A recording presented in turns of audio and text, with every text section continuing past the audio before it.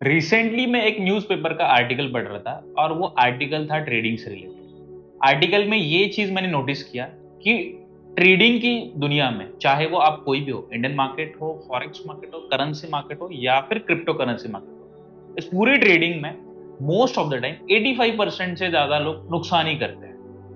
आजकल में ट्रेडिंग एक ऐसी इंडस्ट्री बन गई जहां पे आपको एंट्री करने के लिए कुछ ऐसे रिक्वायरमेंट नहीं चाहिए।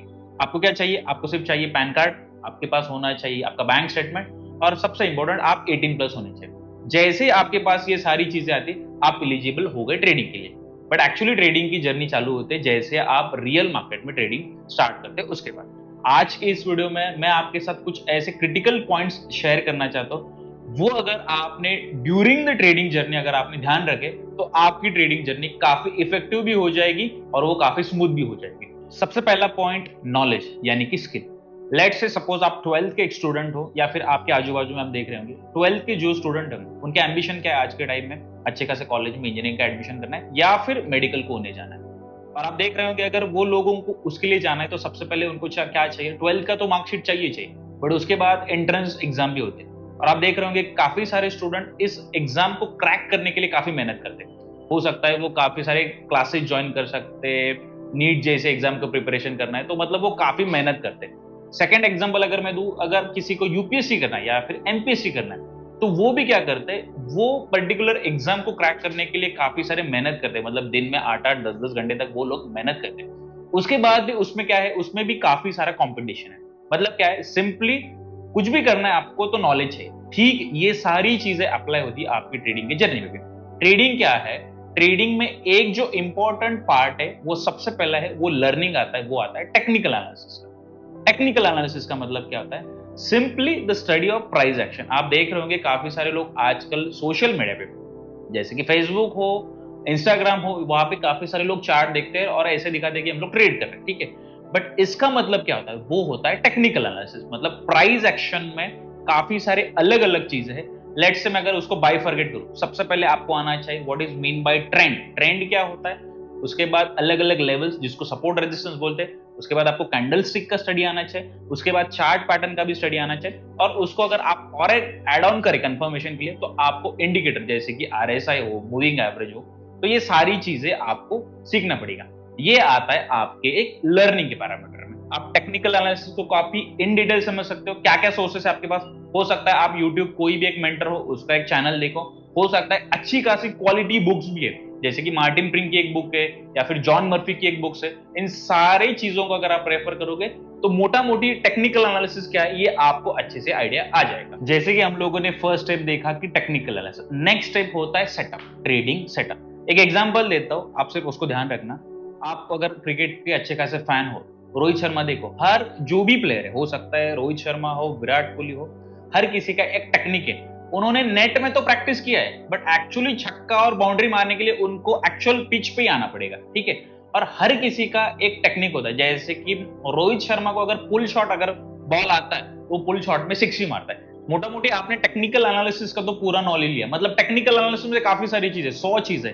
ट्रेडिंग का सेटअप मतलब क्या होता है? कुछ ऐसे हो सकता है सेटअप 1, सेटअप 2, सेटअप 3, ऐसे कुछ चीजें निकालो जो चीजें आपकी पर्सनैलिटी को सूट करते और जो भी सेटअप है उसकी मिनिमम एक्यूरेसी अबव 50% से होनी चाहिए। तो सेटअप का मतलब क्या है? काफी सारी चीजें हैं, उन सारी चीजों को हटाओ और सिर्फ 2-4 ऐसी चीजें निकालो जिसके ऊपर आपको कॉन्फिडेंस है और जो सेटअप आपके पर्सनैलिटी को सूट करता है। अभी तक हम लोगों ने टेक्निकल एनालिसिस पढ़ा, उसके बाद हम लोगों ने एक प्रॉपर ट्रेडिंग सेटअप भी निकाला। नेक्स्ट और इंपॉर्टेंट चीज आता है बैक टेस्टिंग। बैक टेस्टिंग का मतलब क्या होता है? लेट्स से सपोज आपके पास 3 सेटअप है, आप उस सेटअप को यूज करना है कि नहीं करना है इसको कैसे डिसाइड करोगे? उसकी एक्यूरेसी लेवल चेक करके, है ना। तो बैक टेस्टिंग का मतलब क्या होता है? जो भी आपके सेटअप है उसको आप पुराने चार्ट्स के ऊपर देखो। मतलब क्या हो सकता है? आप लेट्स से रिलायंस का चार्ट देख रहे हो, रिलायंस के चार्ट के ऊपर आपका जो सेटअप है आप कम से कम पिछले 2-4 साल, 5-6 साल तक जो भी है पूरा बैक टेस्ट करो। बैक टेस्टिंग करोगे तो आपके पास एक कॉन्फिडेंस आएगा कि यार मोस्ट ऑफ द टाइम हो सकता है वो जो स्ट्रैटेजी आपकी 50% से ज्यादा एक्यूरेट है। तो मतलब ये हो गया आपका बैक टेस्टिंग। बैक टेस्टिंग सिर्फ आप एक स्टॉक के ऊपर मत करना, आप मल्टीपल चार्ट्स के ऊपर करो, मतलब मल्टीपल चार्ट्स हो सकता है रिलायंस पे भी करो, इंडेक्स पे भी देखो, कॉमेक्स के गोल्ड में भी देखो, और वही सेम सेटअप आप क्रिप्टो करेंसी मार्केट में या फिर फॉरेक्स के मार्केट में भी आप देख के फिर हम लोग बता सकते हैं कि ये मेरा बैक टेस्टिंग का रिजल्ट है और इसके बाद मेरी ट्रेडिंग का जो भी सेटअप है वो परफेक्ट है कि नहीं है। अभी तक हम लोगों ने देखा बैक टेस्टिंग क्या होता है, इसके बाद सबसे इंपॉर्टेंट प्ले करता है फॉरवर्ड टेस्टिंग। फॉरवर्ड टेस्टिंग का मतलब क्या होता है, आपके पास जो भी आपके सेटअप थे आप उसको क्या करो, एक डेमो अकाउंट मतलब वर्चुअल अकाउंट ओपन करो, उस वर्चुअल अकाउंट में आपके जो भी ट्रेड्स है उसको आप ट्रेड करो। पर ट्रेड करने के साथ साथ आपके पास एक ट्रेडिंग जर्नल होना चाहिए। ट्रेडिंग जर्नल मतलब क्या, आप एक जर्नल मेंटेन करो जिसमें आप सबसे पहले लिखो कि आपने कब ट्रेड किया, उस ट्रेड के पीछे आपने कौन से एसेट में ट्रेड किया, ट्रेडिंग के पीछे क्या लॉजिक था, जो भी आपने ट्रेड किया इसके हो सकता है आपका ब्रेकआउट हो या फिर ब्रेकडाउन हो, जो भी आपका लॉजिक है वो लॉजिक मेंशन करो और सबसे इंपॉर्टेंट उसका पे ऑफ भी मेंटेन करो। मतलब उसके बाद आपको पता चलेगा, जैसे आपके पास ये ट्रेडिंग जर्नल आएगा ना, तो ट्रेडिंग जर्नल से आपको पता चलेगा लेट से आपने 10 ट्रेड कर लिए, 10 ट्रेड में से आपके कितने ट्रेड बराबर है। अगर इतने लेट से सपोज 10 में से आपके 6 बराबर है और 4 गलत आ गए, आपको एक क्लियर कट पता चलेगा कि आपका एक्यूरेसी है 60%। 60% एक अच्छी एक्यूरेसी होती है अगर एक ट्रेडर को रियल मार्केट में ट्रेड करना है तो। बट मतलब आपको ये पता चला कि most of the time 40% time आपके ट्रेड्स गलत होते हैं, हो जाने दो, ये तो होता ही है नॉर्मली ट्रेडिंग में। अगर आपको ये पता नहीं कि डेमो अकाउंट क्या होता है और उसमें फॉरवर्ड टेस्टिंग कैसे करते हैं, आप सिर्फ कमेंट सेक्शन में डाल दो कि सर डेमो अकाउंट कैसे बनाते हैं और उसमें फॉरवर्ड टेस्टिंग कैसे करते हैं। इससे होगा क्या, मैं भी आपके लिए एक इन डिटेल पूरा वीडियो बनाऊंगा जिसमें मैं बताऊंगा एकदम स्टार्ट से कि डेमो अकाउंट क्या होता है, उसको कैसे हम लोग एक्टिवेट कर सकते हैं और उसमें हम लोग कैसे ट्रेड करें। लास्ट में सबसे इंपॉर्टेंट आता है risk management and trading psychology. Risk management and trading psychology का मतलब ये होता है, लेट्स से सपोज आपके पास 20,000 का कैपिटल है, ठीक है, और आप 20,000 के कैपिटल के साथ ट्रेड कर रहे हो, तो ध्यान में रखना मैं आपको ड्रॉडाउन चीज बता रहा हूं। ड्रॉडाउन मतलब क्या, आपके पास जो भी कैपिटल था उसका आप कितने परसेंटेज तक का रिस्क ले रहे हो। तो 20,000 के कैपिटल से मैक्सिमम आपका स्टॉप लॉस आना चाहिए 2 से लेके 3% तक का।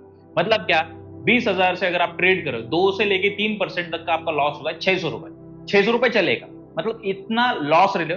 बट प्रोवाइडेड दैट अगर आपका लॉस ही 600 रुपए का, उसके बाद आपका ट्रेडिंग सेटअप इतना अच्छा होना चाहिए कि इसमें हम लोग मिनिमम अगर 600 का रिस्क ले रहे तो कम से कम 1200 का प्रॉफिट आना चाहिए या फिर 1500 का प्रॉफिट आना चाहिए। इसका मतलब आपको ये पता चला है कि आपका मैक्सिमम स्टॉप लॉस, आपका ट्रेड कुछ ऐसे क्वालिटी का होना चाहिए जिसमें ड्रॉडाउन से 2-3% तक का है तो चलेगा। बट वही अगर कॉन्ट्ररी साइड, अगर आपका स्टॉप लॉस ही अगर आपके कैपिटल से सपोज 15% का है या फिर 20% का है, तो हो सकता है अगर आपका स्टॉप लॉस ही 20% का है तो मतलब 5 ट्रेड बहुत, अगर आपको 5 ट्रेड बहुत हो गए आपको ट्रेडिंग से बाहर निकलने के लिए। तो आपको ये चीज ध्यान में रखना है कि आपका जो भी स्टॉप लॉस है वो मिनिमम होना चाहिए। But on the contrary side जैसे ही ट्रेड आपके फेवर में आता है आप उसको ट्राई आउट करो कि जिसमें हम लोग बड़ा प्रॉफिट बनाने की कोशिश करें। ट्रेडिंग साइकोलॉजी, ट्रेडिंग साइकोलॉजी का मतलब क्या हो सकता है, अभी तक मैंने पिछले कई टाइम के एक्सपीरियंस के साथ एक चीज बहुत नोटिस की, आपके पास अगर सिर्फ टेक्निकल स्किल है या फिर आपने सेटअप भी बना लिया, हो सकता है ये 100 आउट ऑफ टाइम 50% तक आपका ये जर्नी हो गया कि आपके पास ट्रेडिंग सेटअप आ गया, स्किल आ गया, बैक टेस्टिंग आ गया, जर्नल भी मेंटेन किया।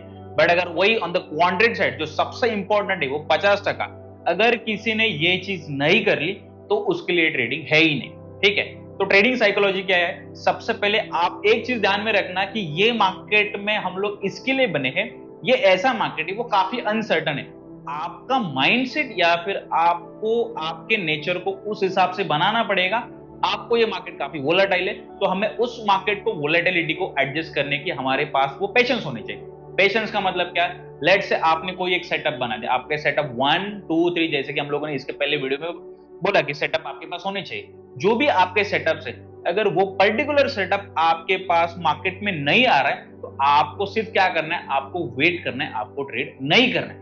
जैसे ही अगर आपके पास आपका सेटअप आता है फिर आपको उसके बाद आपको एग्रेसिव होना है, फिर आप उसमें कंफर्टेबली ट्रेड करो। अगर ये चीज आपने कर ली तो आपकी ट्रेडिंग की जर्नी काफी एकदम इजी भी हो जाएगी और स्मूथ भी हो जाएगी। तो ट्रेडिंग साइकोलॉजी सबसे बढ़िया प्लेयर है, वो सबसे इंपॉर्टेंट है और ये आपको आपकी ट्रेडिंग के जर्नी में लाना ही है। आई होप कि इस वीडियो में हम लोग जो भी क्रिटिकल पॉइंट्स हम लोगों ने डिस्कस किए, इसके बाद जब भी आप रियल मार्केट में ट्रेडिंग करोगे तो इन सारे क्रिटिकल पॉइंट्स का ध्यान रखो और आपके ट्रेडिंग में उसको इंप्लीमेंट करो। तब तक मिलते हैं नेक्स्ट वीडियो में कुछ नए टॉपिक के साथ। Thank you.